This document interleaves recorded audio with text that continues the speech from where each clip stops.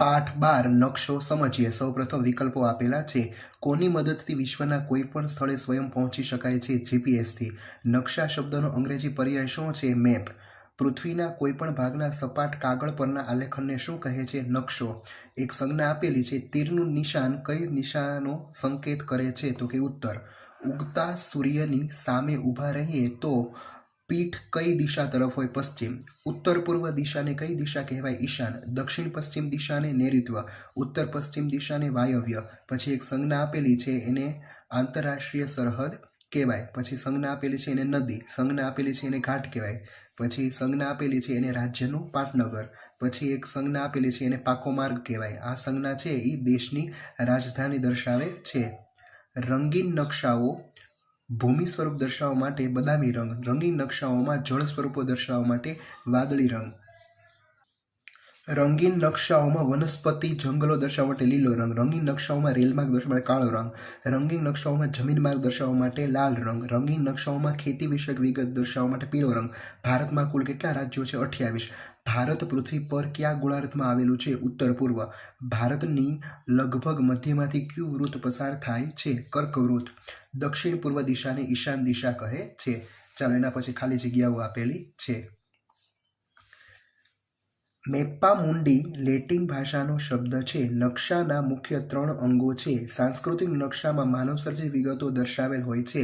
નકશો એટલે પૃથ્વીના કોઈપણ ભાગનું સપાટ કાગળ પરનું આલેખન. પૃથ્વી અથવા તેના વિશાળ ભાગની બહુવિધ દર્શાવતા નકશાના સમૂહને નકશાપોથી કહે છે.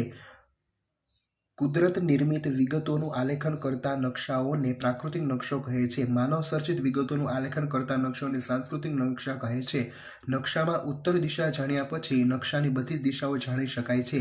નકશાની રૂઢ સંજ્ઞાઓની ભાષા સરળ અને સર્વમાન્ય ભાષા છે. રૂઢ સંજ્ઞાઓનું અર્થઘટન આંતરરાષ્ટ્રીય ધોરણે એકસરખું કરવામાં આવે છે. કોઈ પણ 2 સ્થળો વચ્ચેનું વાસ્તવિક અંતર પ્રમાણ માપ વડે જાણી શકાય છે. રંગીન નકશાઓમાં ભૂમિ સ્વરૂપ દર્શાવવા કથ્થાઈ રંગ, પછી જળ સ્વરૂપ દર્શાવવા વાદળી રંગ, વનસ્પતિ પ્રદેશ લીલો, રેલ માર્ગ કાળો અને જમીન માર્ગ છે એ લાલ રંગ વપરાય છે. રંગીન નકશાઓમાં ખેતી વિષયક બાબતો દર્શાવવા પીળો રંગ વપરાય છે. ભારતની ઉત્તરે હિમાલય પર્વતમાળા આવેલી છે. ભારતના લગભગ મધ્ય ભાગમાંથી કર્કવૃત્ત પ્રસાર થાય છે. ચાલો એના પછી સાચા ખોટા આપેલા છે. મહાસાગર સાંસ્કૃતિક નકશામાં દર્શાવેલ હોય છે. ખોટું. નકશામાં વનસ્પતિનો પ્રદેશ લીલા રંગથી દર્શાવેલ હોય છે. સાચું. ભારત પૃથ્વી પર ઉત્તર પશ્ચિમ ગોળાર્ધમાં આવેલ છે. ખોટું. જુદા જુદા ખંડ દર્શાવતો નકશો મોટા માપનો નકશો છે. ખોટું. નકશાની મદદથી કોઈ પણ 2 સ્થળોનું વાસ્તવિક અંતર જાણી શકાય છે. ખોટું. રૂઢ સંજ્ઞાઓ એ નકશાનું અંગ છે. સાચું. જીપીએસ એટલે કે ગ્લોબલ પોઝિશનિંગ સિસ્ટમ ની મદદથી વિશ્વના કોઈ પણ સ્થળે જાતે પહોંચી શકાય છે. સાચું.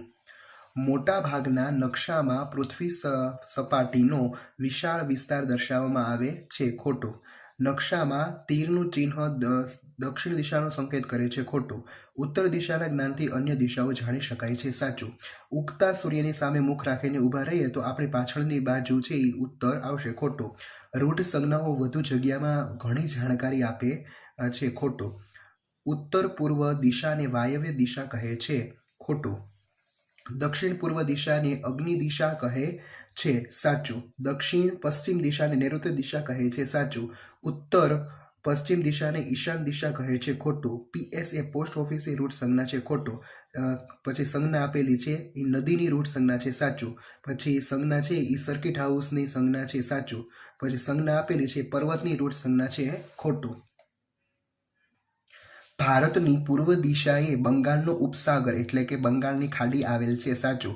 ભારતના લગભગ મધ્યમાંથી મકરવૃત્ત પસાર થાય છે. ખોટું. ચોથો પ્રશ્ન, બંધ બેસતા જોડકા રચો. અહીં તમને સંજ્ઞા આપેલી છે. સંજ્ઞા શેની છે તમારે કહેવાની છે. પહેલી સંજ્ઞા છે તે પ્રમાણ માપ દર્શાવે છે. પછી બીજી સંજ્ઞા છે એ પોસ્ટ ઓફિસ દર્શાવે છે. ત્રીજી સંજ્ઞા છે તે ઉત્તર દિશા દર્શાવે છે. ચોથી સંજ્ઞા છે તે આંતરરાષ્ટ્રીય સીમા દર્શાવે છે અને છેલ્લી સંજ્ઞા છે જે નદી દર્શાવે છે. ચાલો એના પછી બીજું જોડકું જોઈએ. પર્વતો, ઉચ્ચ પ્રદેશો વગેરે ભૂપૃષ્ઠના નકશા. ગ્રહો, ઉપગ્રહો વગેરે ખગોળીય નકશા. રાજ્ય, ખંડ વગેરેની સરહદો, રાજકીય નકશા અને ઉદ્યોગોનો તબક્કાવાર ઇતિહાસ અને ઉત્પાદન વગેરે. જે ઔદ્યોગિક નકશા દર્શાવે છે. ચાલો, ઉત્તર પૂર્વ દિશા એટલે કે ઈશાન દિશા. દક્ષિણ પૂર્વ દિશા એટલે અગ્નિ દિશા. દક્ષિણ પશ્ચિમ દિશા એટલે નૈઋત્ય દિશા અને ઉત્તર પશ્ચિમ દિશા એટલે વાયવ્ય દિશા. ચાલો, એના પછી છેલ્લું જોડકું આપેલું છે. ભારતની ઉત્તરે હિમાલય, ભારતની પૂર્વ દિશાએ બંગાળનો ઉપસાગર, ભારતની પશ્ચિમ દિશાએ અરબ સાગર અને ભારતની દક્ષિણ દિશાએ હિન્દ મહાસાગર.